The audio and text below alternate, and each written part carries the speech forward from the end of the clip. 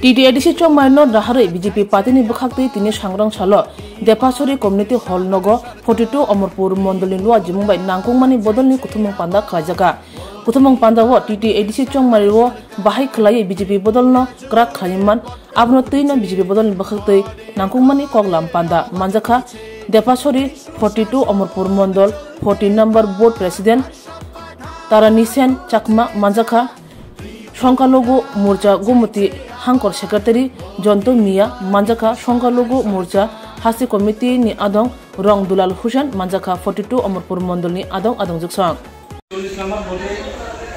যে আয়োজন করা হয়েছে এই ভোট ব্যক্তি আমাদের আজকে প্রত্যেকটি পানরা ভোটের মধ্যে চলছে তাই আমরাও এখানে কর্মকর্তাদের নিয়ে ছেড়ে এবং আমাদের আমি বলতে চাই যে আজকে আমাদের উত্তরেশ্বরী বিধানসভা মাননীয় আমির ইসলাম মহোদয়কে আমি অসংখ্য ধন্যবাদ জানাচ্ছি।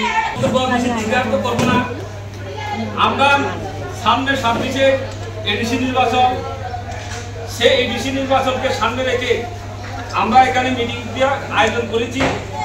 আপনারা হয়তো সকলে জানেন 18 সালের থেকে আমাদের যে বিজেপি গভর্নমেন্ট এখানে যে প্রতিষ্ঠিত হয়েছে ত্রিপুরাতে, তখন থেকে অনেকগুলি নির্বাচন আমাদের 4-5টি নির্বাচন চলে গেছে। এর মধ্যে দেখা গেছে যে এডিসি নির্বাচন, লোকসভা নির্বাচন, এর মধ্যে আমাদের ভোটে কিন্তু কিছু ভোট আমরা পাই।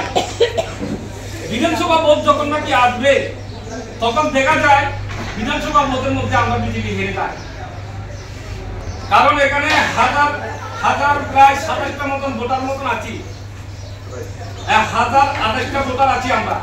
তো এর মধ্যে চিন্তা করে দেখুন, আমরা বিধানসভাতে ভাই 1200 অথবা 256টা ভোট পাই। এবার আপনারা চিন্তা করে দেখুন, বাদ বাকি এগুলো হয়তো বিজেপি পায় না, সিপিএম পায়, কংগ্রেস পায়, বা এখন বর্তমানে ভোটার পায়।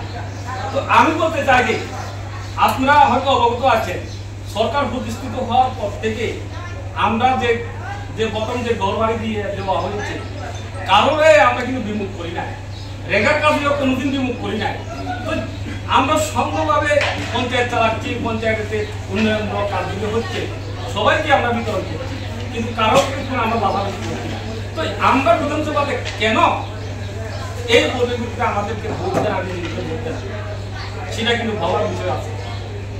তাই আমি বলবো যে নরেন্দ্র মোদী 2014 সালে যখন নাকি এসেছিল, তখন তার মূল যে একটি সেটা করেছিল 2014 সালে। এর মধ্যে 2015 সালে আবাস যোজনা যারা নাকি আমরা 18 সালে যখন নাকি দলগুলো পেয়েছিলাম, সেই যোজনাটা কিন্তু 2015 সালে নরেন্দ্র মোদী প্রতিশ্রুতি দিয়েছিল। এর মধ্যে দেখুন 2017 সালে জিএসটি, আপনারা হয়তো জানেন, জিএসটি প্রকল্পের মাধ্যমে বিভিন্ন বিজনেসম্যানেরা কোটি কোটি টাকা জিএসটি ফান্ডে চলে গিয়েছিল। সেই জিএসটি ফান্ডের থেকে আমরা রেগার কাজ পাচ্ছি, ঘর বাড়ি পাচ্ছি, হয়তো ফ্রি ল্যাট্রিন পাচ্ছি। এই যে জিএসটি থেকে কিন্তু এই যে জিএসটি টাকা থেকে আমাদের নরেন্দ্র মোদী সরকার কিন্তু দিচ্ছে। এর মধ্যে গেছে 2018-তে আমরা বিজেপি সরকার প্রতিষ্ঠিত হয়েছিল এখানে। আয়ুষ্মান ভারত তখনকার সময়ে আয়ুষ্মান ভারত কিন্তু খুব সংখ্যা কম।